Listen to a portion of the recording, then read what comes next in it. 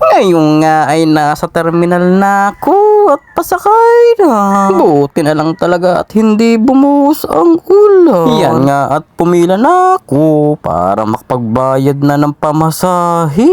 Buti na lang talaga at biglang uminit at nakisama ang panahon. Heto kayang nasa unang ko, sasama kaya? Abahoy, hindi. At heto nga at ililista ko daw yung pangalan ko para daw hindi ako absent. Abahoy, parang nasa school lamang. Yan nga at binigyan na ako ng ticket at nagbayad. Yan nga at ililista ko na yung pangalan ko para daw di ako mawala. Pagkatapos kong ang pumirma ay kinuha ko na yung ticket. At heto nga at sumabay sa akin yung magandang dalaga. Ay doon daw kami sa may tabi para mag-antay ng sasakyan. Abaho, medyo nakikiramdam nga ako sa pantog ko. Ay alanganin ako at ilalabas ko yung ihi. Kaya ngayon at naghanap ako ng CR para naman sigurado pagbiyahe ko ay wala kong alinlangan. Abay mahirap na. Ay baka mamaya ay pagpawisan na naman ako ng butil-butil kahit hindi mainit. Yan nga ay lumakad na ako papundang bus. Ay baka mamaya ay mahuli na ako.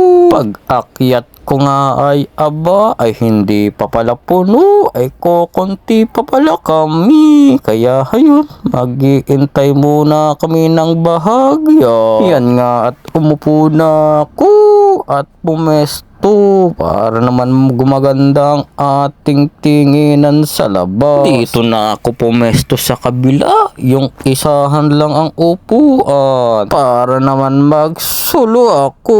Hindi kasi ako masyadong makakilos pag may katabi. Abay para ako nai-stroke, parang hindi makagalaw ba. Abay nandito na pala ako sa may CR ng Mega Mall. Kaya ayun, inaayos ko yung handler ng cellphone ko para naman makapag-video kahit papano dito. Pagkatapos nga ay inayos ko muna yung bag ko at yan nga at papaalis na ako. Yan nga at umalis na ako at naglakad na ulit papuntang bus. Ay baka mamaya ay marami ng tao doon. Ay siya, ay baka maiwanan tayo. Ay grabe, ngayon ko lang napuna yung hagdanan nila.